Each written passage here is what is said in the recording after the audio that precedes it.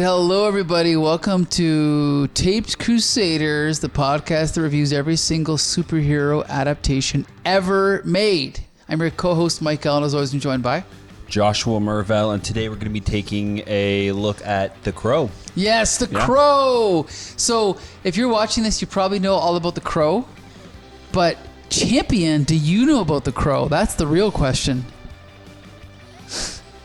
Hi. I do now. Okay. I do now. First time. First time. Wow, First time ever. okay. First time ever. And this was 1994, was it? This was, where would I have been in 1994? I would have been in high school still.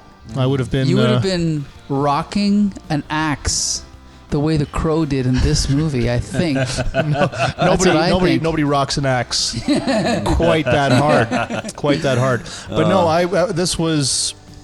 I think this movie was aimed towards like me and my particular people, but sure. I didn't really care at the time. So now anyone watching this knows about The Crow, okay? So there's probably nothing we can tell them they don't already know. I'm just going to tell them three things. This was created by James O'Barr, who's from Detroit. Detroit's 800 meters away from us right now. 800 yards. If you're talking about Detroit, you have to use... It's about 800 yards. I don't want to get too personal, but one of James O'Barr's ex-wives was my art teacher in Windsor, Ontario. Yes. Okay. Oh, she was a lovely woman. She was great art teacher. That's all I'm going to say. And I've met James O'Barr at many conventions. Many people have. He's notoriously not a cool guy, and that he's kind of an asshole. But we'll leave it at that. We're not going to get personal. Yeah, no. I mean, he's not here. We're not going to talk to him. So exactly. If he's a but jerk, I'll he's a just jerk. say that I've read the comics. They're pretty cool. It's an indie comic. It's, as far as I know, he owns it himself. I don't know. I think that this was...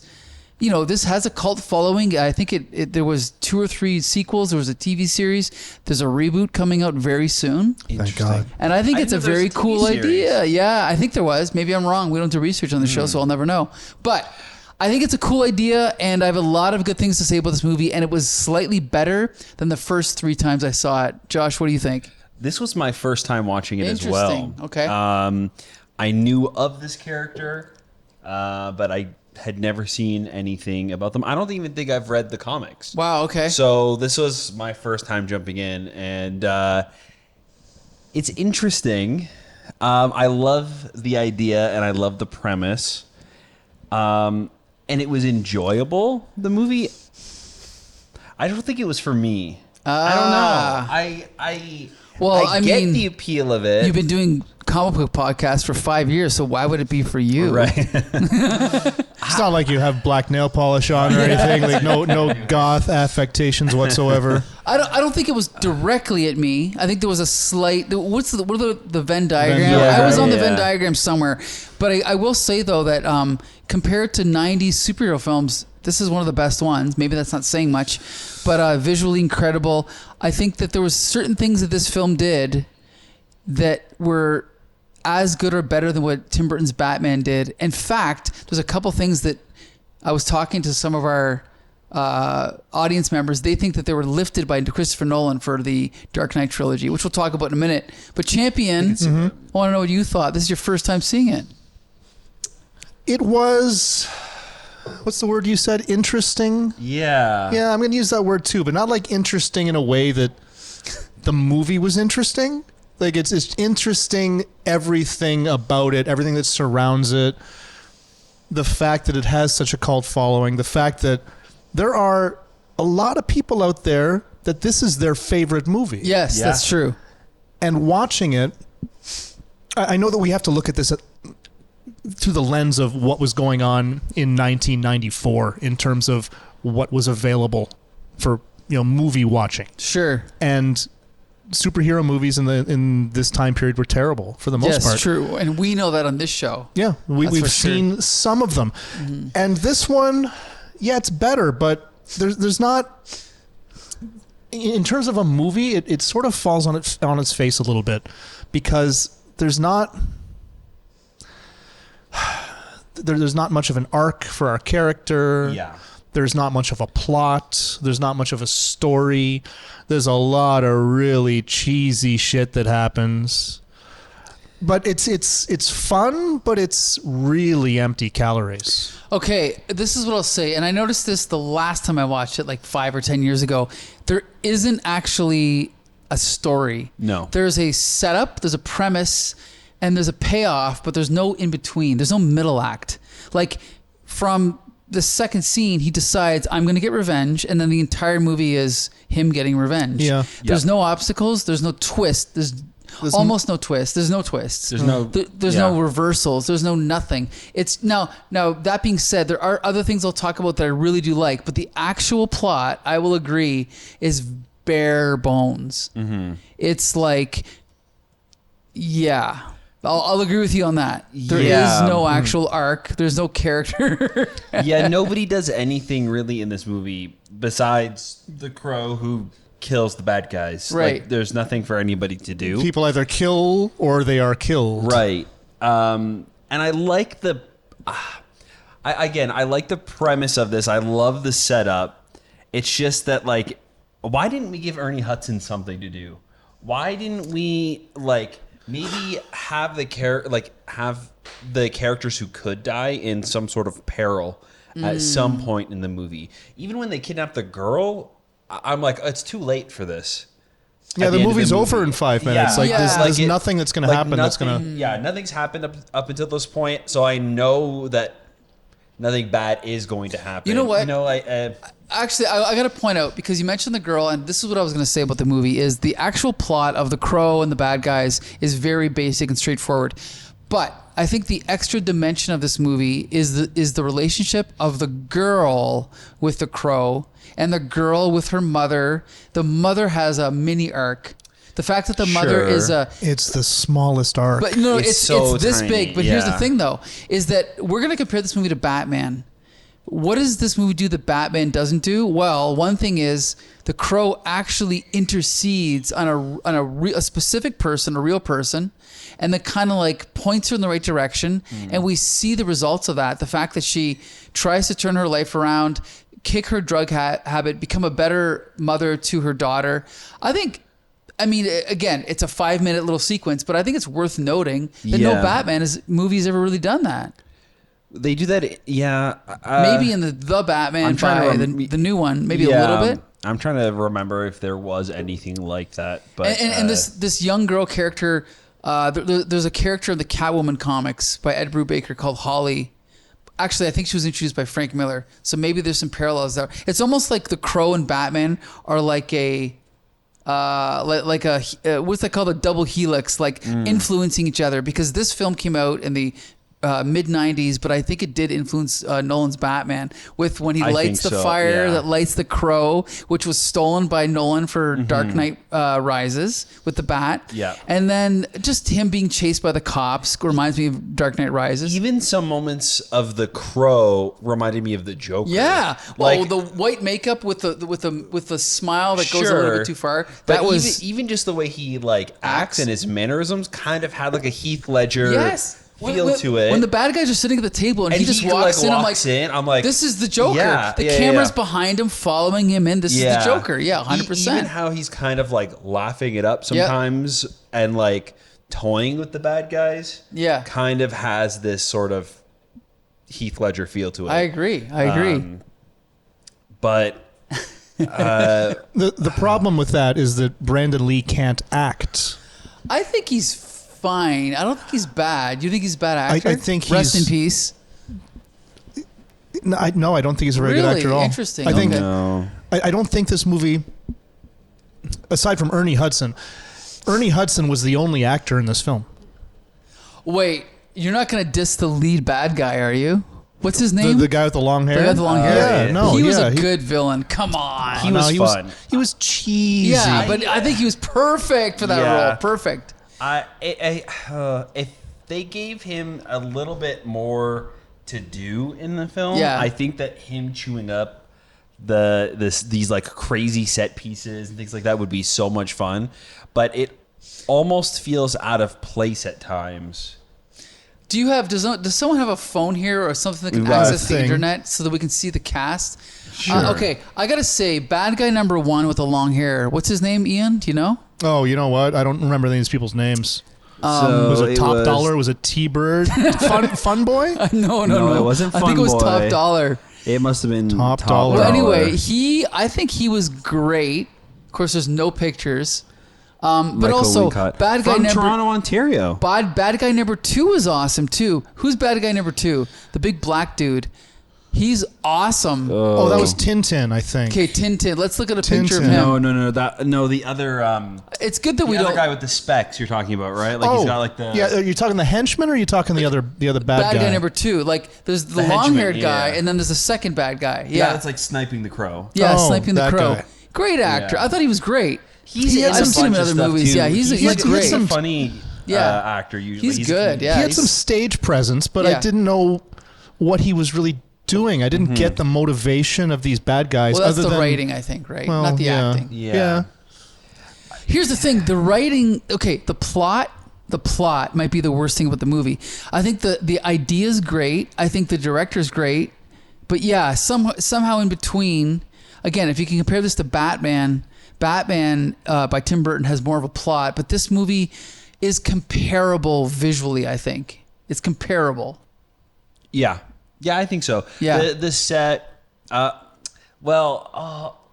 guess so. But then, but like Tim Burton also is like so extravagant with the set pieces. Like Gotham, that could have been any city. Gotham was Gotham.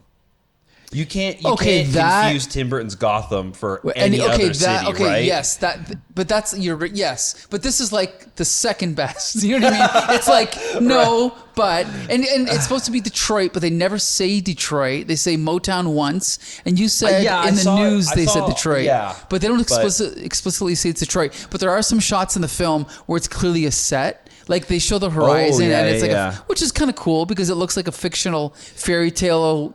Grimy city, which is kind of cool. So there's also okay. There's a couple times where we laughed out loud, and one of them was when we hear a guitar on the soundtrack, and we're like, "Oh, what great melodic music!" And then we realize, "Oh no, it's the Crow playing the guitar, the electric and then guitar on the second or rooftops. third time he does that." It's like clearly on a soundstage, and it's like the sun setting in the background, Right. and he just picks up the guitar and starts smashing the amp. That was actually a cool shot. That was a cool shot, right, Ian? What do you think? It was, maybe, yeah. In service of a different movie, that would have been a great shot. Okay. If I felt any emotion at any point during this, if at any point there was Little any bit sort of cold. a stake, right? Okay. Yeah. All right. Here's my big problem with this movie. Sure. We learn 5 minutes in that the Crow can't be killed. We learn 5 minutes in when he goes up, when the Crow leads him to his old penthouse, and he's getting these memories back because he touched the cat, and the cat Yeah. has memories, and he does this little thing where he jumps through the window, but he grabs on and he swings back for Yeah. some reason, Yeah, and he to comes show back off. down, and he's got to these. look cool as fuck. Yeah. That's why. And he's got these marks on his hands, the stigmata, Yeah. and it heals before our eyes. So we're told explicitly 5 minutes in that our protagonist can't be injured. So what's So what's the point? Why am What's I the going to word- care? So from then on, all we saw is him getting shot and nothing happening, and him killing the people that he wants to kill. He had no challenges. So there's no reason for me to get emotionally invested, which means that a moody shot of him playing guitar up on the roof in the sunset is like, I don't care about this either. Yeah, I totally agree. I think that there's a difference. I like camp, but it was just a little too on the nose. Like it's just too obvious at times with what it's trying to say and what it's trying to do. Like even down to the first shot of this movie is like a swooping shot of the city, and we're going through all of these buildings, and it says October 30th. Devil's Night. Okay. And so even that, I'm like, okay, like why didn't you like set that up as like a part of the story. I don't know. It was just Okay, like but so. Factoid number 4 for our viewers out there. Would you like to know something? Sure. I thought Devil's Night was an international thing. It's only in Detroit and Windsor. Did you know that? Oh, really? Yeah. It's specifically a thing that happens in Detroit, and then because of that, we imitate Detroit. So for people, anyone else watching this movie, they might not know what Devil's Night is. So I think that's why they put that there. This whole idea of like arson and all that. But then that doesn't even set it up for anybody else then. Well, you know what I mean? So if it is this made up concept, it's actually worse in my opinion. Okay, I know what you're saying. I agree with you, because at this point, it's like Devil's Night. People that know about Devil's Night, we don't need to be told. Yeah. People that don't know about Devil's Night are going to look at what the hell's that? What the hell's yeah. Well, okay, then maybe they should have made it more explicit that it was Detroit then. Would that have helped? Maybe. I don't know. I think it's just down to that I would have rather seen these gangs and why they're terrorizing the city and things like that, right? And then even later on, it's like a year later, and he's like, "Ugh, it's so boring now. Devil's Night. Nobody has any fun." It's like, wasn't it just a year ago you were blowing up like buildings, and now all of a sudden, like it just. Which reminds me of one. Okay, this is also the problem that Tim Burton's Batman and Returns had, is that this movie feels like it's all one night on one set. If in between the opening act and then the 1 year later, if we saw daylight and things happening and Ernie Hudson going about his. But it's like, oh, it's been 1 year. Well, it feels like a minute because nothing's changed between scene 3 and 4, right? Yeah. That's part of the problem. But the other thing is, the opening of the movie, why would you open this movie with the aftermath of the crime? Why wouldn't you open it with Eric Draven and his girlfriend having a normal date, and then this scene happens? Like, that'd be infinitely better of an opening, right? It would be great to get to know some of these characters before we know what happens to them. Yeah, right. And here's the thing. He can go out to go grab takeout, and she's like, "Don't go. It's Devil's Night. Like, no, don't worry." Blah blah blah. And then you've already set it up more than just that title at the beginning. That's a good point. I'll give you that. Okay, that's a good point. We're attached to both of the characters, and then we feel like... And also, start with normal. Start with normal date, normal people. Then you introduce violence, chaos, and then the magic and the mysticism. But when you're opening up, it's almost like your opening shot is mystic of the crow. It's almost like the crow POV of flying, and it's like Devil's Night, and it already looks like a music video. You're like, oh. And we're sort of told everything in voiceover. This kid is sort of saying, "Oh, sometimes a crow takes someone's soul." Right. Yeah. And like, that might also be why it feels like there's even less of a plot, because the first thing that we're introduced to is that this guy dies and comes back like immediately. So we don't even get like a moment to live with this death. That's and then a good point. Feel like it's a thing that happens that he comes back. You know he just immediately is back. That's a good point. And getting revenge. I think the problem is that I think, again, it's a good idea. It's a good concept. The visuals are good. The tone is great. Yeah. But it's like the writers don't understand that a story has to unfold and happen over time, but it's almost like they have all of their ideas and they dump them on you in the first minute. And then there's nothing else, right? Yeah. That's it. I think that's the key problem. What do you think, Ian? I think that what they wanted to do was show Brandon Lee killing a bunch of people. Yeah. That was their story. We're going to watch this dude kill some people. How do we get there? Yeah. I don't know. It's a revenge thing. His girlfriend dies. All right, let's go with it. And that's it. Right. That's all the thought that they put into it. You know what? Well, one thing, it is a comic book, and the writer was dealing with the death of his real girlfriend. So I know what you're saying. It's the same idea, but it's more just like the writer said, I want to kill the people responsible, but there was nothing else beyond that. Right. But yeah, I get your point. Yeah. Why not have it almost set from like the POV of the bad guys? We don't know that the crow was this victim. Yeah. And like we are finding out as these bad guys are being chased down. Like we can still see from the POV of the crow maybe, but we don't have the context of what happened before. So that's actually a really good idea. No, so he is just killing people, right? But then the audience is the person that's putting together the puzzle of what's happening, and we're just learning it through the dialogue of the Crow and the bad guys. Okay, this is... You know what I mean? Like, they didn't have to write a whole big arc or story happening. They could have... Well, okay, you actually raised a really good point, because I think one of the things that makes Batman unique is that I think it was Adam Hughes the one said that you draw Batman like a villain, even though he's the hero. And I think it works for the whole story itself. If you, when you're writing a Batman story, it's almost like Batman is Halloween in reverse. In a Halloween or Friday the 13th story, you have innocent people being chased by a bad guy who's a serial killer, and you don't know why, where he's coming from, what he's doing. And in a Batman story, it's kind of reversed. But in this, it's like you said, they could have just done it like, okay, they go and they kill the girl and the guy, and a year goes by, and then all of a sudden this guy comes back, and it's exactly like you said, but it's like Halloween where, who's this guy? Why is he killing us? And they have to figure it out as they go along. And it could have been a horror movie in reverse. That would have been great. Yeah. But instead, again, I think it's a case of all style over substance. Like, they got everything right except the actual plot, the underlying plot. That's what I think. I think it has heart, though. I think it does have heart. Yeah, like I still had fun watching it. Yeah, I think Ian, you said Ernie Hudson had nothing to do, or was it you, Josh? Yeah. But I actually think when the Crow is being chased by the cops, which is a cool shot, a cool sequence, and then Ernie Hudson lets him jump in the car with him, that's pretty cool.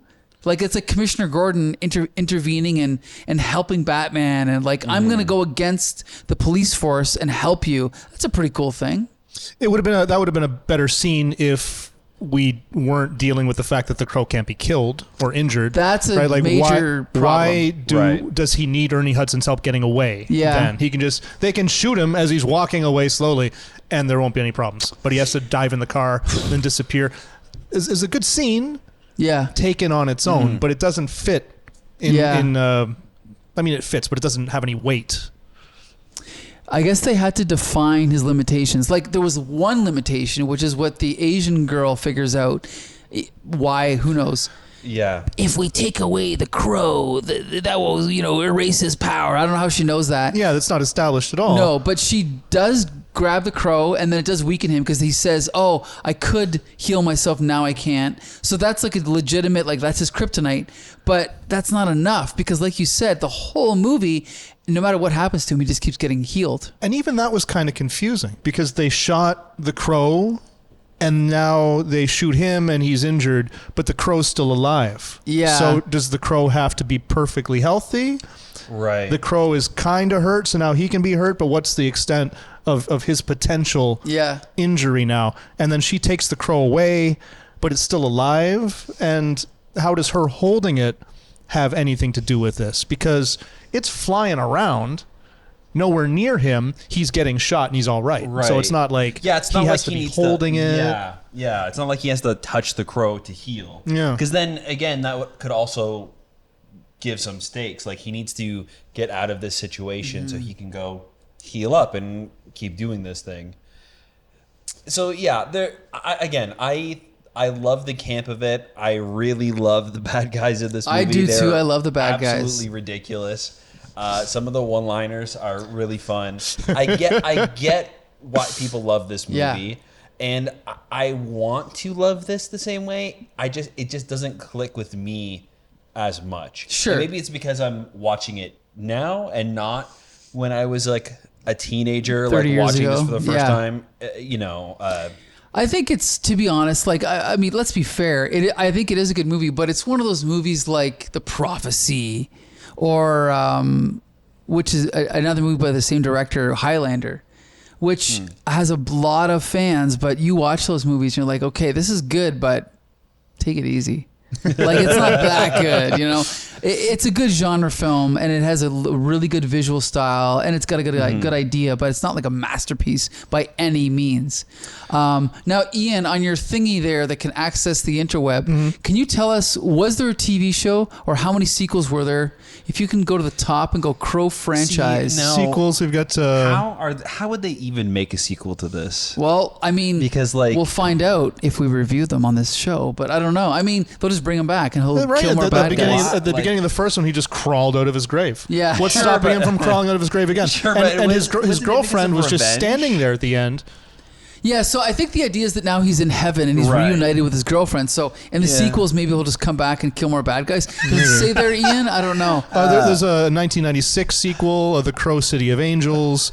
The Crow 96? Yeah. Yeah. And then 1998, wow. The Crow Stairway to Heaven was a Sweet. Canadian television series Oh, Canadian, cool. starring Mark Dacascos in the role of Eric Draven.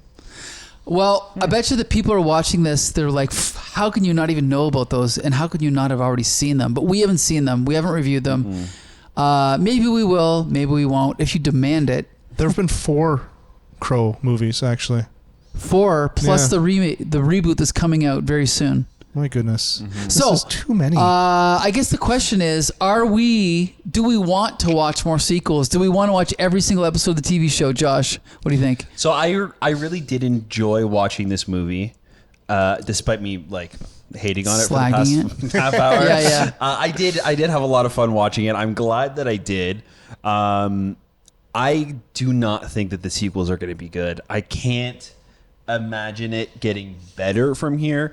There's no story left for this character to come back. Okay. So I think any reason for them to make a sequel is going to be like a stretch.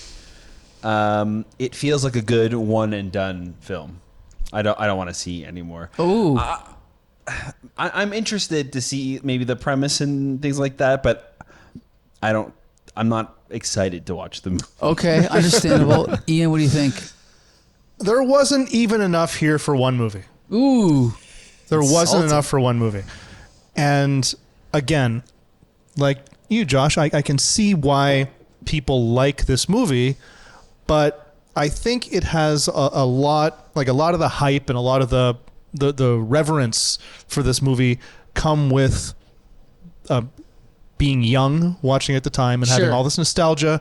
And it is very much directed at a very specific cultural little group, niche, right? Yeah, subculture. If you're a goth or goth adjacent or have dabbled in that sort of world at all, you're going to look at this and you're going to see a lot of things that feel familiar. Sure, And that's who this movie is speaking to. Sure. It's not speaking to me. So I look at a lot of the things that I'm sure people look at and say, "Oh my God, that's so cool," and I think it's a little silly. It doesn't resonate with me. I'm looking for more than watching a guy that can't be killed killing a bunch of people. It just doesn't. I was watching it and I was enjoying it, but I wasn't in any way engaged. I was on my phone a little bit more than I am on a normal movie. Just kind of like, I'm not going to miss much. Right? I was on my phone 0 times. I was enthralled, but anyway, I gave it my all. I do think it was slightly better than the last time I saw it, so I'll give it that. But I do agree. I see all the flaws that you guys see, all the flaws. Like, it's not a great movie, but I think it has promise. And again, with a better plot, I think it could have been great. Now, maybe the remake will have more plot, but probably not. Yeah, I hope so, but It won't. I wouldn't count on it. No. You can't have much less, though. Yeah. So It they also- might accidentally be better. Yeah. It also probably has like a gigantic inflated budget too, right? The new Like, one? Yeah, it's got Yeah. to. So We'll see. I don't know. I don't think it has much hope. Well- But because I feel like the audience is so narrow Niche. for this, right? Right. Like I don't think That's a that good point. mainstream And audiences are going to be interested in seeing. And that's what Crow. sabotaged Blade Runner 2049 and Furiosa and all these sequels to these cult films, right? That never did good in the first place. Right. But anyway, let us know. Do you want us to review Crow, City of Angels, Crow, Stairway to Heaven, and what's the TV series called? Crow. The Stairway to That's Heaven the is a TV Stairway to series. Oh, Heaven, Stairway to yeah. Heaven. What's Crow 3 called? The Crow Salvation, Salvation. and then the Crow Wicked Prayer. Oh, sounds good to me. Okay, Sick. let us know, folks.